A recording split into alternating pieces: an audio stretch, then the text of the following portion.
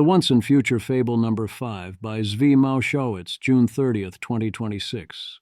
We, or at least more than 100 American institutions, got Mythos back this week. What we the people do not have is Fable or Soul. While we wait for both Claude Fable 5 and GPT 5.6 Soul, today we instead got Claude Sonnet 5. As usual, it will take a few days to get a handle on the new model.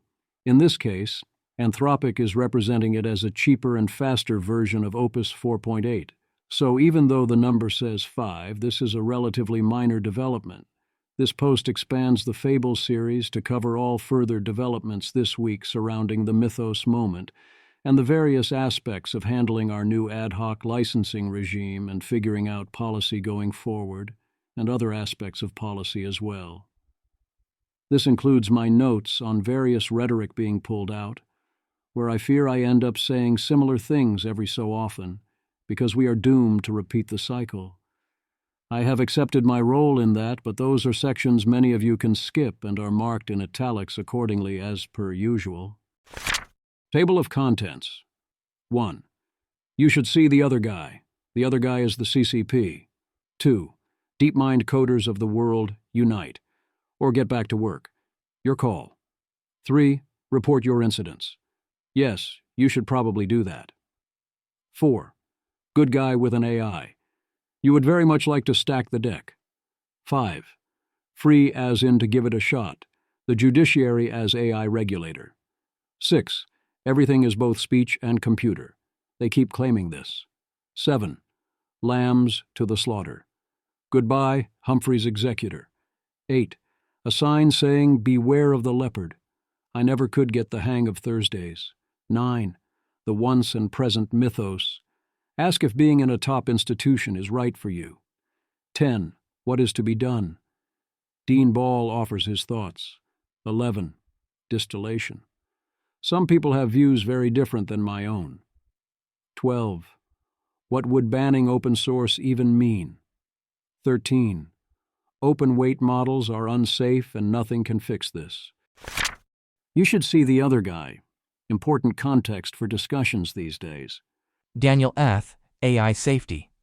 The U.S. places more restrictions on our frontier AI than China does on theirs. Yeah, but China places more restrictions on theirs than the U.S. did when our frontier was back where theirs is now. Regulation is more needed when your model is more capable, or is closer to the frontier and less needed otherwise. If you're only producing Chinese-level results in America, my understanding is you can do pretty much whatever you want. That doesn't make our new restrictions good, but it puts it in perspective. DeepMind coders of the world unite. Andreas Kirsch says that Google DeepMind and Demis Hassabis bet on a strong safety culture and good leadership built on trust, rather than on formal governance, and that when put to the test, that failed. They still signed a Pentagon contract with enough weasel words that the Pentagon has all the leverage and can do whatever it wants. It does not matter what DeepMind's people want, or that 600 employees signed a letter to not give in, because the government had too much leverage on Google and the safety interests were abandoned. The only way DeepMind's employees would matter is if they were willing to use their leverage for real and strike or quit. That didn't happen this time, which is exactly why Kirsch and UTW/CWU are fighting for Unite recognition, so they can fight for such things. Report your incidents. Charlie Bullock highlights the new AI Incident Reporting Act, introduced by Rep. Nate Moran, RTX, which he says does a good job handling preemption and uses a capabilities-based threshold for what is a covered model, which is tricky, but in theory great. Good guy with an AI. The parallel with guns does not work the way you would like it to. Sophia Kai and Ben Johansson, Politico. Essentially, he believes the best way to stop a bad guy with a dangerous AI model is making sure the good guys have access to the same model. The situation in which the bad guy and good guy have access to the same model is not the good scenario. That's the bad scenario. It is not as bad as the bad guy has the superior model scenario. But the whole idea behind our policy is that the good guy needs access to an actively superior model. First, because if everyone has the same starting pistol, then the bad guys can do a lot of damage before the good guys are done patching. Part of this is that previously the bad guys had a talent deficit, since most people do not want to be the bad guy. You had one black hat and a lot of white hats. But if the bad guy can scale as large as the funding, because the AI minimizes the need for talent, and doing bad things gets you more money, you have a rather large problem. The open model paradigm can, at most, provide equality here. There are claims that at the limit, the offense-defense balance favors defense, and superior tools will make everything more secure in practice, not less secure. I am skeptical of this, because of the ability to use automated tools to concentrate fire, and because I don't think full bulletproof is a thing for most important places.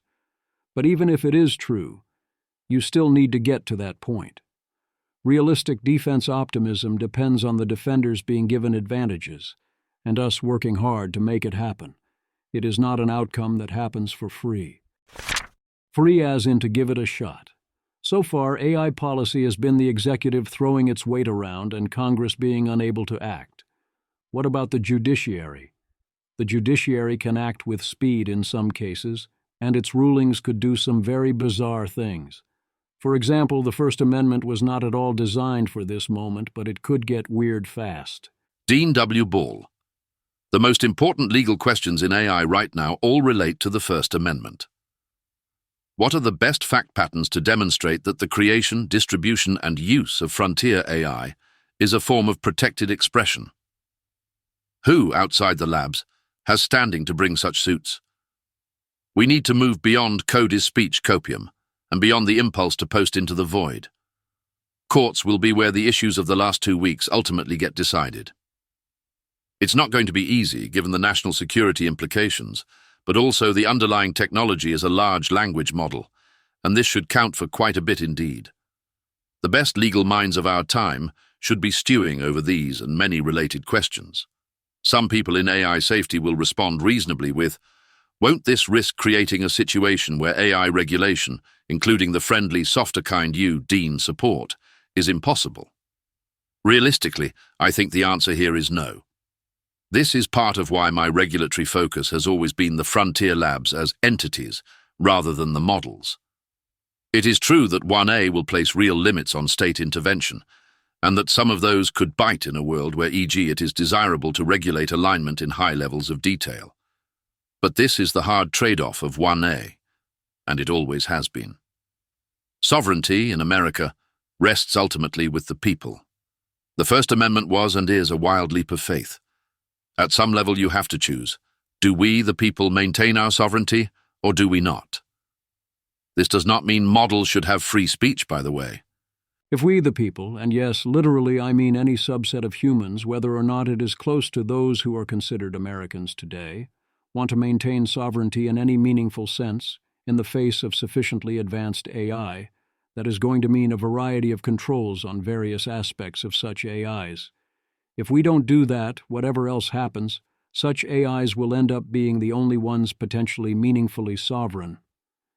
In general and in practice in 2026, as a descriptive statement, I am more on the not a suicide pact and let him enforce it side of what I expect to be the judiciary's role on this, where it counts, even if laws cannot be passed to override. Sufficiently crazy or unacceptable rulings in the AI space will get worked around, overridden, or ignored. Part of this is that I view a wide variety of things we already do in non-AI contexts as rather obviously unconstitutional, including a lot of ways we violate the First Amendment or claim to be regulating interstate commerce and so on. That is both a descriptive statement of my view of the law as opposed to that of SCOTUS, and part of that is my normative support for much broader general free speech protections, and part of that is recognizing that these ships appear for now to have sailed, such that if the courts tried to enforce the actual words, they would presumably fail. Everything is both speech and computer. People are still determined to try. Thus we are getting another round of people saying code is speech. Technically, yes, of course, code is speech, but a lot of things that we regulate these days are speech. Some also now want to classify AI models themselves as speech and claim First Amendment protections at the model level, such as Preston Byrne here. I get where they are coming from, but there are lots of limits on things that are similar levels of being speech. If we took everything that was as much speech as an AI model and said we could not restrict them, then our entire regulatory apparatus and civilization would work very differently. Also, I do not think those advocating for the freedom position understand the implications here and are being insufficiently careful what they wish for, if this actually proved to have teeth, as opposed to, we control various levers of power over you, so you will do what we say regardless. Preston Byrne. The user of an LLM is both speaker and listener. LLMs predict the next token in a context window. That context window is entirely user-generated, including both the user inputs and the previous LLM responses, which would not have come into existence unless prompted by the user. Regulating AI by controlling how people use LLMs is the regulation of expressive conduct.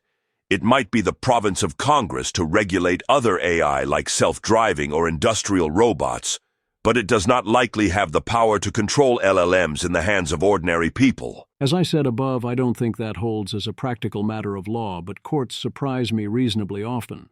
So suppose, in theory, SCOTUS told the American government that once an LLM exists, they could not in any way control what was done with it, because any use of an LLM is expressive speech. And let us suppose, because of reasons, that there is no way around this in practice. The obvious response of a government like ours, which, to be clear, I am not endorsing, I am only predicting, this is not normative, would be to prevent you from training a sufficiently advanced LLM, since this is too dangerous a thing to exist with zero controls on it. Similarly, if once you get your hands on the LLM, you can do what you want with it, then once the government has sufficiently woken up and the LLM is sufficiently capable, the battle would shift to not letting you get your hands on it unless you were someone it can control, or making you unable to run it in the first place. The government is going to use the tools it has available. When you take away tools, it doesn't drop the matter, it grabs whatever is left. The next issue is similar. If we can't have independent regulators, then we don't get nothing. We get dependent regulators. Lambs to the slaughter. To that point, SCOTUS is, if anything, making this harder this week, not easier. The 6-3 ruling in Slaughter v. Trump overruling Humphrey's executor was not a surprise, but the quest for non-political regulations of all kinds got a lot harder this week. SCOTUS has ruled that the president can fire at any time for any reason anyone involved that he damn well pleases, with the exception of the Federal Reserve, which is, because of reasons, the historical tradition and all that. I think this is a rather terrible ruling in terms of its implications and also on its merits that will have far-reaching consequences in other areas, and it also rules out what we would want to do to regulate AI without turning it into a political football or partisan weapon. Ben Rawson. Trump via Slaughter will have major implications for the future of AI regulation. If you want a federal body that can independently assess frontier models and then impose binding consequences, free from political or partisan influence, that just got a lot harder, if not impossible. Imagine Congress creates a frontier AI commission that can license major training runs, compel evaluations, restrict deployments, order emergency pauses, or impose penalties. Under today's decision, its leaders could not be protected from presidential removal. Why?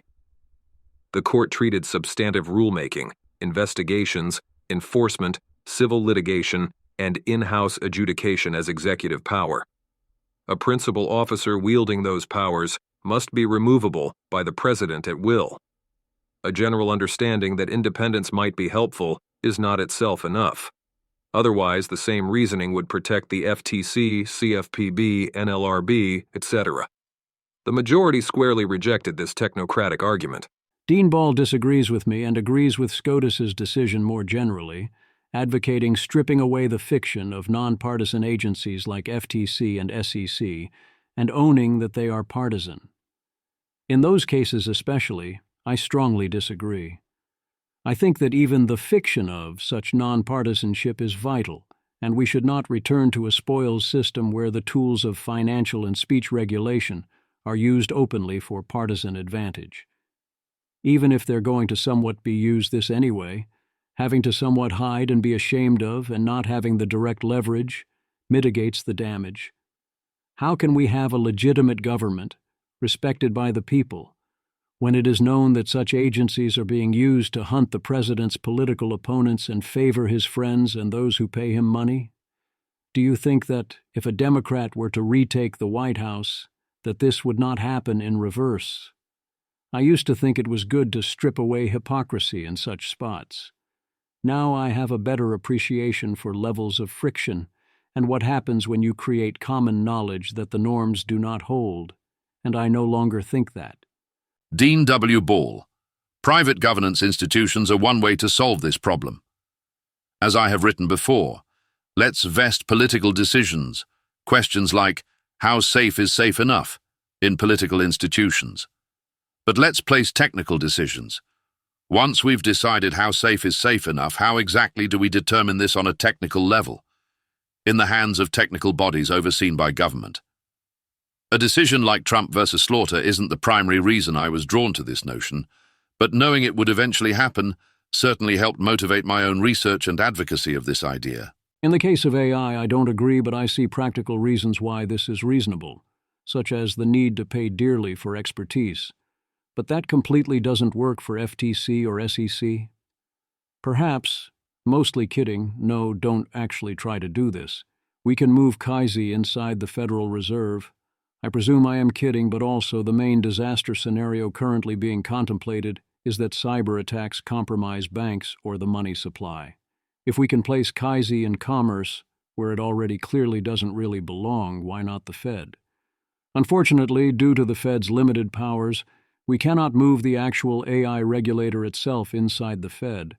We could in theory still move Kaiser if Congress wanted to, since it only provides information that others use to regulate, but it involves a host of other problems, and also asking Congress to do it. I don't actually want to do even this, because it risks turning Kaiser's focus into pure short-term what happens to the banks and looking away from AI R&D and even bio. A sign saying, beware of the leopard. The basic situation these days. MTS. Situation detected. The Trump administration asked OpenAI to stagger the release of GPT 5.6 over national security concerns, per the information. Samuel Hammond. Pro X-ray Glasses Administration suddenly realizes X-ray glasses can see through their own walls too, and begins to have doubts about marquee X-ray glasses promotion program. A lot of people are suggesting instead that the leading X-ray glasses manufacturer is to blame because it kept pointing out X-ray glasses can also see through your walls, whereas the glasses should instead pretend they cannot do this. Those glasses can, for example, be used to wipe out bank accounts, among other things, as he demonstrated to a Republican congressman. Whereas Congress is on the level of, wait, the X-ray glasses are supposed to be AI. The new capabilities are scary, in large part because the people being scared did not even know about most of the old capabilities. The once-and-present Mythos, the play-by-play. Anthropic. June 26th, 8:30 p.m. Since June 12th, we've been working closely with the US government to restore access to Claude Mythos 5 and Fable 5. Today, the government notified us that Mythos 5, our strongest cybersecurity model, can be redeployed to a set of US organizations that operate and defend critical infrastructure. We're restoring access for these organizations quickly, and we're continuing to work with the government to expand access to Mythos 5 and make Fable 5 available for general use again. We do at least have Mythos 5 back for more than 100 U.S. institutions, including major companies and government agencies, as well as all Anthropic employees. Here is the front page of the letter Lutnick sent, without its Appendix A listing the institutions involved. Fable 5 appears to be on track to return soon, according to Axios, saying the Trump administration was, as of Saturday, close to restoring access. Success, however, depends on the NSA and Pentagon giving the green light, and relations with the Pentagon are not great, Bob. I had not realized that throughout the whole Fable situation, Casey has been halted. Rune. OpenAI. The admin has pockets of technical excellence inside OSTP and KZ. Pockets, though, some really overworked guys, and I don't know how empowered they are. Dean W. Ball. Also worth noting that Kaisi has been on a stop work order for most of this situation, and OSTP's budget is comparable to the market value of a very fine but far from top-tier home in the nicest neighborhoods of Washington, D.C. Also, rip Colin Burns. Does this all at least mean they care now? Kinda. On some levels, yes. On other levels, no. America takes a few narrow, particular worries seriously now, but is definitely not thinking seriously about the problem of sufficiently advanced intelligence in general. Dean W. Ball. While I have critiques of the export controls and other recent actions, there is a core truth that shouldn't be overlooked. Before the last few weeks, it was fair to question whether the United States took catastrophic AI risk seriously. Today, the answer is unambiguous. Yes. Eliezer Yudkowsky. Ah ha ha ha ha. No, unless by catastrophic you mean the kinds of dinky, tiny, cute catastrophes that have survivors. Dean W. Ball, IDK. If this is actually Eliezer but describing a pandemic as cute is psychopathic, I would suggest turning the Reddit dial on this account down by a good 80%. Eliezer Yudkowsky. The only people I know taking even mere massive worldwide pandemics seriously are trying to scale private efforts to monitor wastewater for unfamiliar DNA. Where are the massive emergency mRNA vaccine factories if some government is taking even lesser catastrophes seriously? Dean W. Ball. When did massive emergency mRNA vaccine factories become the barometer for taking AI risk seriously and be a good idea? I mean, look, massive emergency mRNA vaccine factories are obviously a great idea, but also well outside the amount to which we are taking the situation seriously. What is to be done? Dean Ball offers 2 essays in one. The first is his description of the current state of affairs regarding Mythos and Soul. I would summarize his overview as 1. De facto ad hoc improvised involuntary pre-approval of model releases. 2. This is about the real underlying security issues. The problems are real. Blaming those who pointed out the problem is backwards. 3. White House WH does not know what its rules will be or when it will have rules. 4. Until there are rules, WH will default to saying no. 5. No one on the WH side of selecting the standard knows how AI works, and everyone who does has been sidelined. Casey is under a work stop order. 6. We are in this mess with no plan in large part because WH and others kept loudly saying this day would never come and AI would never pose catastrophic risks. 7. This situation is quite bad and could undermine the economic model of AI labs. 8. The only way to figure out these problems or gain AI's benefits is to wide release the models, likely starting with overly conservative guardrails and iterating. 9. Restricted access to frontier AI makes bad futures more likely. It is fundamentally incompatible with a democratic republic. 10. We need to fix this as soon as possible. This seems mostly correct. I am more optimistic that the White House will let Mythos, Fable, Soul, and other models through after some delay, as it would be too painful to not do so on many levels. And I do think that some amount of restrictions on access to the exact frontier is inevitable and necessary, and I am more optimistic that good versions of this can exist. Otherwise, basically, yes. The second half is what should be done about the situation. 11. Use the CA/NY/IL laws and lab safety frameworks as starting points. We will need better enforcement, including internally, which he suggests can best be done by private auditors, who the government can in turn supervise. 12. Government can enforce this via various carrots and sticks. 13. In time, over years, this could cause convergence on best practices.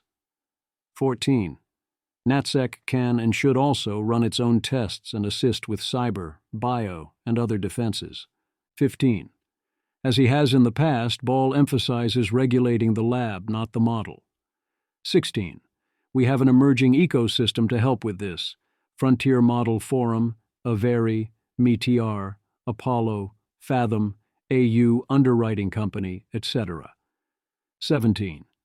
Something very close to this was just proposed by Representatives Obernolte and Trahan in their Great American AI Act, alongside a number of unrelated but laudable AI policy proposals. The bill is an imperfect discussion draft at this stage, but it is a giant leap from where Congress was earlier this year. A few months ago, I would not have been able to say that Congress had a serious, bipartisan frontier AI governance framework in front of it. Today, I can. That seems like a reasonable place to start. I'd very much consider it the least you can do, at most an MVP, minimum viable product, and go from there. Longer term, we are going to need to smash the Overton window and do things that are not so cheap. Distillation. Anthropic has formally accused Alibaba of massive distillation attacks on Claude via almost 25,000 fraudulent accounts generating outputs for this purpose.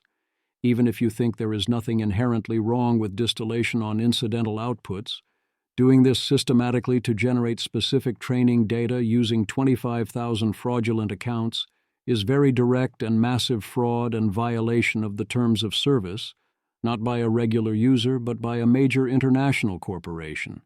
If you say, well, they trained on books and other data that wasn't theirs, so now we should get to defraud them and steal from them, then I disagree in the strongest possible terms, and believe that at best you are conflating very different things.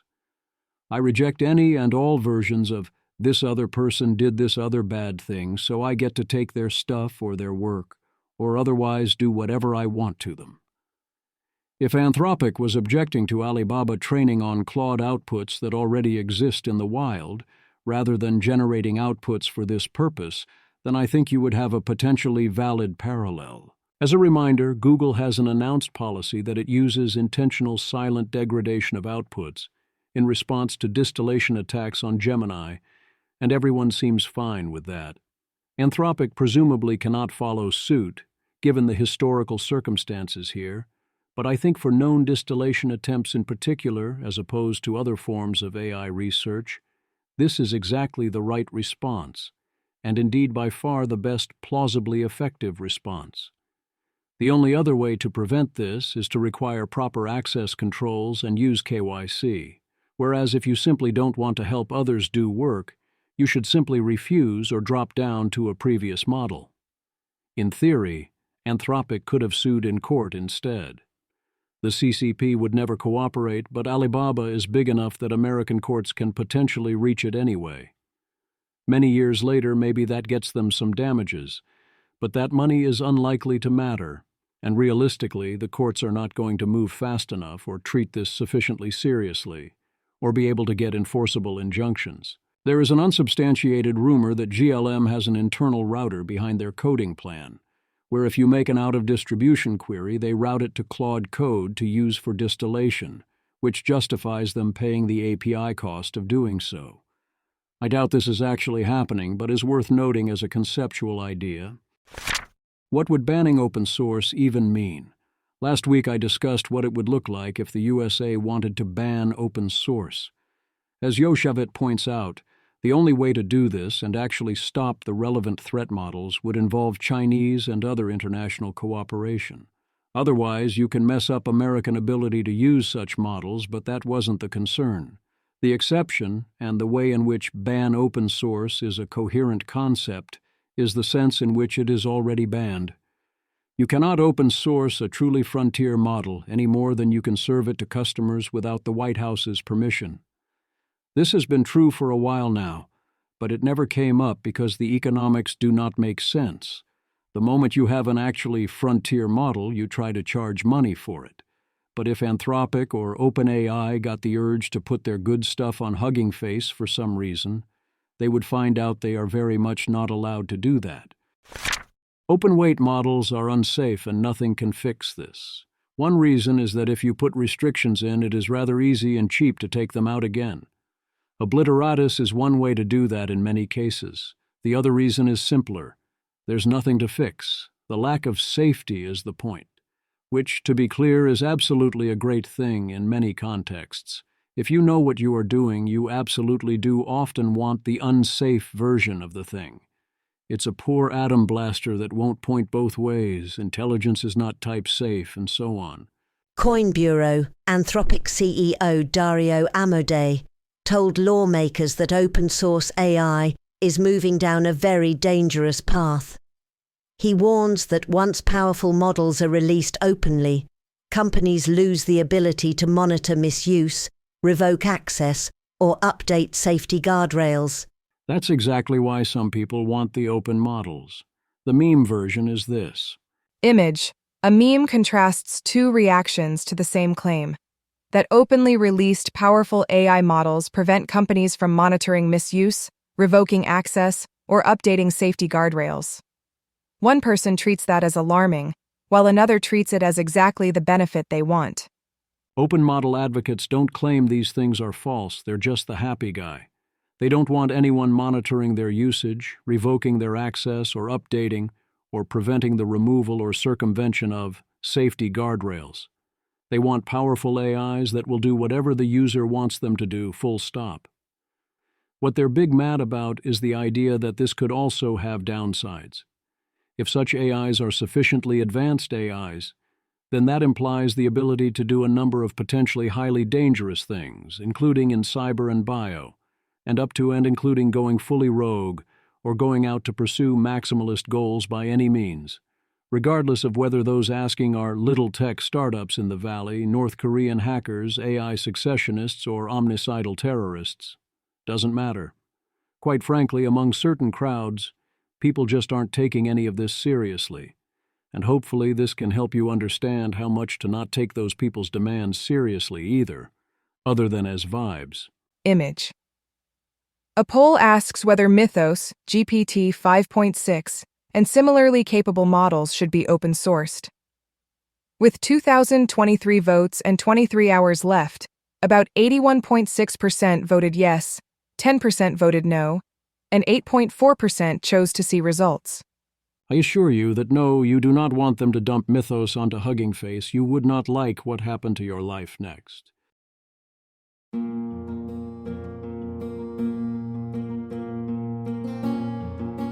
This has been an episode of the Don't Worry About the Vase podcast.